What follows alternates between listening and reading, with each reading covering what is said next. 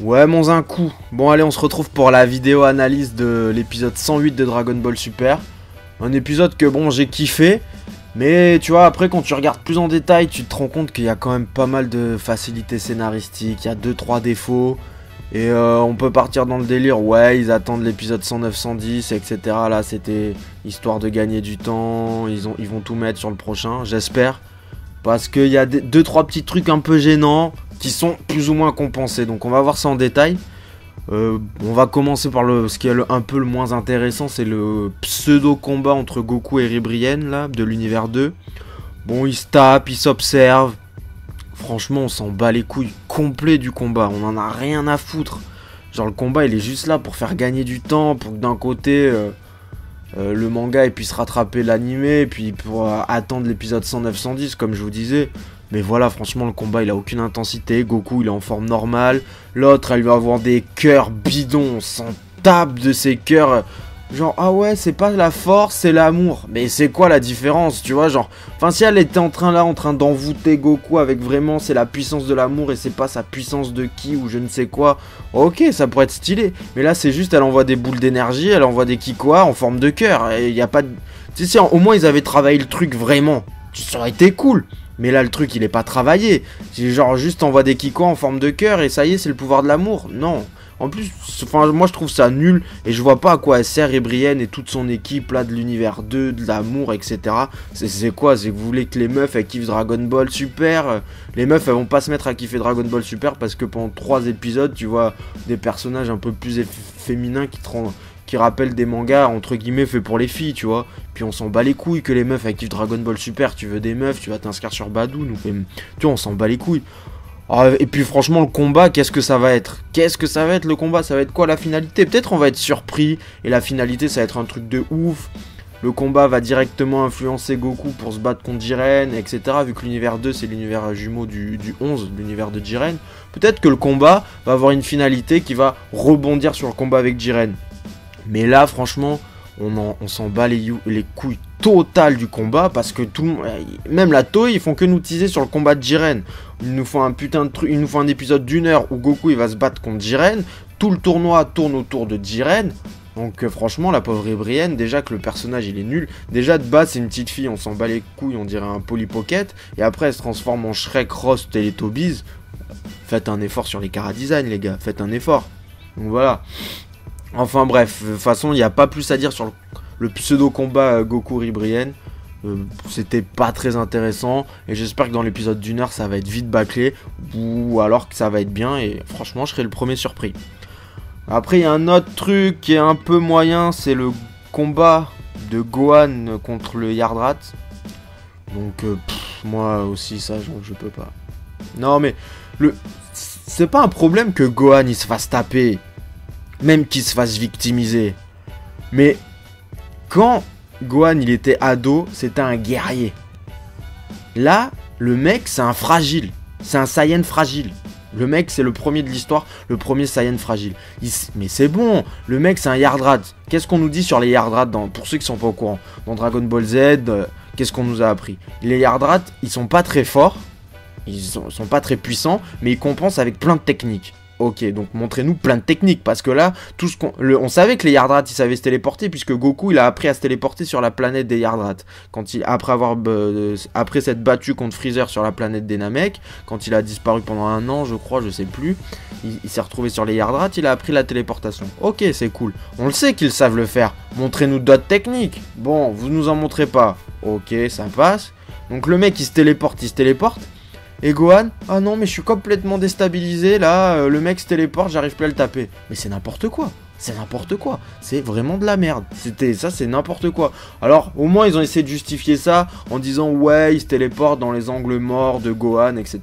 Je veux bien, mais mon frère à un moment il se téléporte, il est pile en face de Gohan. Donc les angles morts faut pas déconner, j'ai quand même une base, je sais ce que c'est, et quand t'es en face de moi c'est pas un angle mort. Mais bon, au moins ils ont essayé de justifier ça. Après c'est Dragon Ball, c'est un manga, on n'a pas besoin que les justifications elles soient hyper précises, tu vois. Disons que ça passe. Après bon, que Gohan il soit surpris par la téléportation, ça fait 25 ans que son père il se téléporte tout le temps. Donc il devrait être un peu habitué, je veux bien qu'un Yardrat il maîtrise mieux la téléportation que Goku. Parce que bon, c'est c'est sa race qui a inventé, qui a inventé la technique, quoi. Donc, ok, ça je conçois qu'il la maîtrise mieux que Goku. Mais Gohan, il soit complètement déstabilisé. Faut pas... Voilà, faut pas non plus déconner, quoi. Et puis j'aurais bien aimé que le Yardrat, je sais pas, à un moment, il fasse une petite référence à Goku. Ah, toi aussi, tu maîtrises la téléportation instantanée, où t'as appris ça, c'est cool. Tiens, un petit truc comme ça coûte pas cher, ça nous aurait fait un peu plaisir, une petite phrase de Goku. Et ça suffit à élargir l'univers un peu, à faire du background au personnage, hein. Mais bon, après, on peut pas nier aussi que le fait de se battre contre un Yardrat, et c'est dommage que ça n'a pas été mis plus en avant, parce que ça va dans la lignée des derniers épisodes de faire des combats plus techniques que juste badass. Et quand tu ramènes une race comme les Yardrats, qui sont pas forts, qui ont peu de puissance, mais qui ont inventé plein de techniques pour compenser, et c'est une race qui existe depuis Dragon Ball Z, tu te dis ok, là ça va dans la lignée des combats techniques. Essayer de justifier ça avec des angles morts, ça allait là aussi. Bon, après franchement, c'était pas... Voilà. Ça reste moyennasse quand même. C'est pas du badass, c'est pas du badass. C'est même Gohan. Enfin, je veux bien que tu dois te préserver pour la suite du tournoi. Ok, garde ton énergie. Mais frère, si tu te fais tabasser et que tu perds ton énergie parce que tu t'es fait tabasser, ça sert à rien. Vaut mieux que tu sois fatigué que tabassé et ayant éliminé personne et fatigué personne. Parce que là, t'es en train de... Le gars, il se tient le bras, il a mal au bras, il a acculé contre un Yardrat. Voilà, c'est complètement débile. D'ailleurs, Piccolo, il a disparu. On sait pas où il est, donc... Ouais, je sais pas. Je pense pas qu'on va le revoir dans l'épisode 109-110, hein, parce que je pense pas qu'on aura trop le temps. Donc on sait pas trop ce qui s'est passé pour Piccolo. Mais bon, ça après, c'est pas dérangeant, hein. Ils peuvent faire des ellipses où Gohan et Piccolo, ils se disent, ouais, on se quitte pour, je ne sais pas, gérer quel plan peut-être. Ça peut être stylé même, c'est pas très grave. Bon, en clair, le combat contre le Yardrat, nul. Franchement, j'ai pas kiffé. Le seul bon point du truc en fait, c'est comment ça amène Freezer. Donc Freezer, il arrive de manière classe. Non, je vais pas t'aider Gohan. Allez, si, je t'aide. Il atomise le Yardrat en quelques secondes. Bon, mais voilà, ça c'est badass, c'est classe. Franchement, le traitement de Freezer, il est bien fait. Le seul truc dommage, c'est qu'on n'en saura jamais plus sur le Yardrat. Ou peut-être qu'on en saura plus après. Mais pour l'instant, on dirait pas. Moi, j'aurais, comme tout le monde, hein, j'aurais bien aimé voulu savoir comment il s'est retrouvé dans l'univers 2. Est-ce qu'il y a ce qui s'est téléporté de l'univers 6 ou 7 dans l'univers 2, je sais pas. Est-ce que c'est des voyageurs? Est-ce qu'il y a des Yardrats dans l'univers 2? C'est quoi leur délire des chevaliers avec le gang Brienne et tout ça? Bon, ce genre de truc. Pourquoi le mec a voulu devenir le chevalier? Ou alors ça a pas plus d'intérêt que ça? Je sais pas. Enfin bon, c'est pas grave. Franchement, il nous attend des trucs un peu plus intéressants que ça. Et dans la suite de l'épisode, là c'était les points un peu moyens que j'ai abordés, les points un peu sévères. Genre, tu vois, le mec dit qu'il a kiffé les épisodes, mais il commence que par les trucs un peu moyens. Là, je vais m'intéresser un peu à la pseudo-alliance entre Gohan et Freezer, un peu contre Frost, quoi. Franchement, moi je l'ai bien kiffé. J'ai vu des gens qui ont pas trop kiffé, etc. Moi j'ai bien kiffé, je trouve que franchement c'est plutôt bien amené. Peut-être je suis naïf mais ça m'a surpris. J'ai vu Freezer se battre contre Gohan, j'ai fait ok. J'ai pas capté, il y a des gens qui disent ouais ils ont capté direct que c'était un faux combat. Moi franchement j'ai bien kiffé le fait de faire un faux combat, etc. Que Gohan capte direct, que Freezer est pas à fond et donc c'est un piège, etc. C'est pas mal, ça montre une intelligence que Gohan il avait pas l'habitude de développer dans les combats, quoi. C'est-à-dire, enfin, au-delà d'une intelligence, c'est une absence de naïveté, quoi. Il est pas naïf et franchement, c'est cool. Moi, j'ai bien kiffé. Bon, ben Freezer, voilà, il trahit Frost avec classe. Oh, mais c'était sûr que les deux, ils allaient pas aller loin, quoi. C'est sûr. Après, franchement, c'est un autre petit point que j'ai pas kiffé. Mais en fait, pourquoi Freezer, il a pas défoncé Frost dès le début? Parce que, ok, là, Frost, il était pas sur ses gardes, alors c'était peut-être un peu plus facile. Mais Freezer, il est grave plus fort que Frost. Enfin, je pense. Puisque Frost, il a pas atteint le stade de Golden. Donc c'est que Freezer, il est peut-être plus fort. Après, peut-être qu'il a éliminé sans se fatiguer pour préserver son énergie aussi. Pourquoi pas? Mais je pense qu'il aurait pu en profiter plus longtemps de cette alliance. Au final, l'alliance, elle lui a rien apporté. Tu sais, ils auraient pu se taper un peu tous les deux ensemble pendant un moment et ça leur a rapporté des trucs. Bon, non. Peut-être que voilà, Freezer, il s'est dit, bon, mais si c'est un mec de la même race que moi, il va me trahir direct, donc faut que je l'élimine le plus tôt possible. peut-être, et que ça lui a permis de pas rester sur ses gardes. Ça rend le truc plus ou moins crédible. Mais c'est pas ouf, ouf. Tu sens que vraiment là, c'est juste pour faire un faux suspense. Mais c'est un faux suspense, mais qui fonctionne bien, parce que franchement, ça te fait kiffer l'épisode. Ça te fait kiffer l'épisode. Tu vois, moi j'avais un peu peur en fait que Freezer, en s'alliant avec les gentils, casse un peu son image de méchant, tu vois, ça devient... Tu sais, il le viole un peu comme ils ont fait avec Majin Buu, tu vois. Tu vois, genre Majin Buu, voilà, il fait plus peur à personne, c'est plus rien, quoi. Tu vois, j'avais peur que Freezer ça devienne ça, alors que Freezer c'est le premier méchant de Dragon Ball Z, enfin le premier vrai boss, tu vois, parce que quand tu penses le premier méchant de Dragon Ball Z, ça doit être Raditz. Donc moi c'est un peu moins classe. Mais genre Freezer c'est le vrai premier méchant.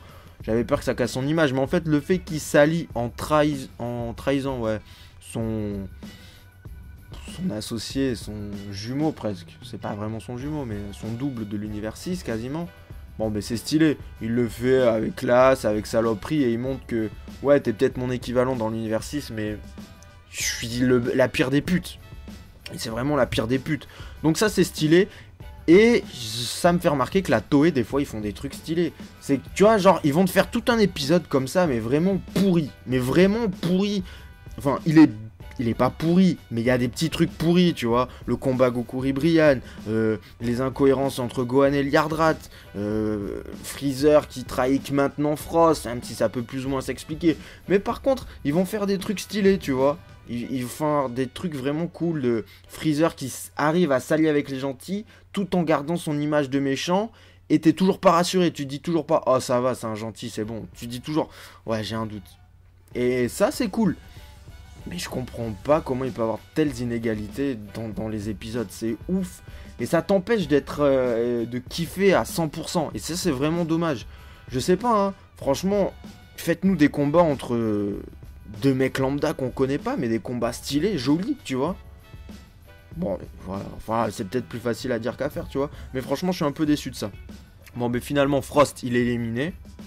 Et bon, il veut se venger, il est dans les tribunes, parce que Freezer, il dit que c'est un amateur. Et c'est vrai, Frost, mais mec, t'es nul. T'es nul, t'es une pute. Intrinsèquement, t'es une pute. Tu t'allies avec un mec qui est censé être ton équivalent, ton double, un truc, tu vois, dans l'univers 6. Dans l'univers 7, qui est ton univers jumeau. Si toi tu sais que t'es une grosse pute, que tu trahis tout le temps, va pas t'allier avec une grosse pute, tu vois, tu le sais très bien. Tu le sais, ça fait beaucoup de fois le mot pute. Mais c'est pour dire Frost est trop naïf, donc clairement c'est un amateur. Et en fait il veut attaquer Freezer depuis les tribunes. Et là il y a un truc que j'ai trouvé classe. Zeno il lève le poing, une seconde, pap, Freezer il disparaît. Et en fait c'est pas sans rappeler un peu les attaques de Jiren. Vous savez, Jiren en fait par exemple quand il a mis hors de portée Calais, ou qu'il a éjecté Magic Kaio, t'as même pas eu le temps de comprendre l'attaque, t'as vu son point que l'autre était déstabilisé. Et là c'était pareil avec Zeno, t'as juste vu son point, la petite lumière bleue autour de lui, pap, l'autre il a disparu, t'as même pas compris pourquoi. Ça c'était stylé, j'ai kiffé, j'ai vraiment kiffé. Et ce que j'ai trouvé encore plus kiffant, c'est que ça faisait plaisir de voir Zeno qui prenait une décision. Là, tu vas pas dire c'est le Daishinkan qui l'a manipulé ou je ne sais quoi. C'est Zeno, il a vu, ah, non, c'est interdit. Donc c'est interdit, mec, je t'élimine et je te supprime. Même pas je t'élimine, je te supprime, je te désactive de toute ta existence. Enfin, ou peut-être qu'il a téléporté, mais je pense pas, je pense qu'il l'a détruit. Parce qu'il a dit si vous recommencez, je détruis l'univers 6. Et voilà, et tu vois, ça fait plaisir parce que Zeno, ok, il est sympa, genre il répète les trucs, c'est cool pour intégrer les enfants à regarder le manga, c'est efficace pour ceux qui comprennent pas, le Daishinkan il doit lui expliquer tout le temps les trucs, ça fait des bons résumés, mais c'est bien aussi de lui donner une certaine identité au-delà du petit personnage débile qui fait que répéter ce qu'on lui dit, qui s'émerveille devant un truc, qui, voilà. Tu vois, genre, Zeno, c'est comme les rires enregistrés dans les sitcoms, tu vois. Ça te dit qu'en rire, ben lui, ça te dit quand il faut dire waouh, c'est génial, waouh, je suis impressionné, quel combat, tu vois. C'est la même chose, Zeno. Donc c'était stylé. Et voilà, le fait qu'il prenne le pouvoir, que Zeno il pose ses couilles sur la table, tu vois, ça m'a fait plaisir, quoi. Donc voilà, il y a Frost, donc du coup, qui est détruit.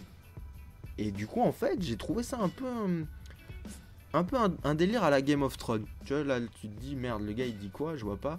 Mais parce que, tu sais, dans Game of Thrones, genre, bon, t'es pas surpris. Souvent, il y a des personnages qui meurent, des personnages principaux. Même si t'as pas regardé la série, t'as capté ça. Et ce qu'ils font, c'est que souvent, ils amènent un lourd background aux personnages qui vont mourir. C'est genre, tu sais, ils amènent des plans, des objectifs, des missions, des devoirs et tout. Et ils meurent avant d'accomplir ça. Et c'est ce qui rend l'œuvre réaliste. C'est ce qui rend l'œuvre stylée, parce que parfois, c'est comme ça dans la vraie vie. T'as des plans, des objectifs, et malheureusement, tu meurs avant. Et Bifrost, c'est pareil, tu vois. Genre, c'était une mort à la Game of Thrones, parce que l'épisode d'avant, on nous montre un flashback, il promet à Ciampa qu'il a un plan pour éradiquer l'univers 7, qu'il va le mettre en place. Tu vois, ce flashback et tout, ça montre vraiment un intérêt pour lui d'accomplir ses objectifs, etc. Ça met du background au personnage. Et l'épisode d'après, il meurt. Tu comprends pas, genre vous êtes en train d'amener un truc et il peut même pas le réaliser. Ben franchement c'est cool, tu vois, ça rend le truc réaliste. Tu restes un peu sur ta faim, tu dis ah ouais merde, j'attendais qu'il fasse un truc. Mais non, en même temps frère, c'est le tournoi du pouvoir, tout le monde a des objectifs. Donc ça sera juste le plus puissant qui va y arriver. C'est pas parce que t'as des objectifs, des missions, une histoire qui est lourde de sens, etc. que tu vas forcément y arriver, parce que tout le monde est dans le même cas que toi. J'aimerais que ça soit plus développé, tu vois. Que tout le monde ait ses flashbacks, etc. Dire ouais, tout le monde a un objectif important derrière lui. C'était pareil, même dans Olive et Tom, ils le faisaient, tu vois. Dans chaque équipe, elle se revoyait à l'entraînement, dire ouais, on a sacrifié ça et ça pour être là, etc. Et ouais, bon, mais au final, il n'y en avait qu'un qui gagnait, quoi. Et ben là, c'est pareil. Et franchement, c'était stylé. Et j'ai bien kiffé, tu vois, de me dire ah ouais, merde, on reste sur notre fin. Et tu te dis même, Freezer, c'est pareil, en fait. Tu vois qu'il a un plan important de ouf, qu'il a... Enfin... Il a de grosses ambitions sur faire du mal à des gens, quoi. Ça, tu peux pas le nier. Et le scénario met en avant, genre, Freezer, il va faire du sale à un moment. Mais maintenant que je me dis Frost, ils l'ont amené pas aussi bien, parce que Frost, c'est pas Freezer dans l'importance de l'histoire, c'est normal. Mais je me dis peut-être qu'en fait, Freezer, ok, il a un plan, il veut le mettre à exécution, mais il va pas y arriver. Il va pas y arriver parce que tout le monde a des plans. Et on nous a montré là que tout le monde a des plans, et c'est pas parce que t'as un plan et qu'on en parle dans un épisode et qu'on te sente sur toi que tu vas arriver à tes fins. Et ça peut être stylé, et ça change tout. C'est dommage qu'il ait pas fait dès le début, avec un peu plus de background, etc. Tu vois, parce que des fois, au lieu de mettre des coups de poing un peu mal faits, des animations un peu dégueulasses, ou genre des mecs qui se regardent pendant 30 secondes, laisse-les se regarder 20 secondes et mets-nous 10 secondes de flashback pour, tu vois, contextualiser les choses, quoi. Ou ce que j'ai par contre bien kiffé dans cet épisode, c'est voir les Haikashin, ou les Kaioshin des univers qui participaient pas, regarder le tournoi et donner un peu leur avis et tout. Ça contextualise et on permet de comprendre les choses, etc. Donc ça c'est cool, ça élargit le grand univers.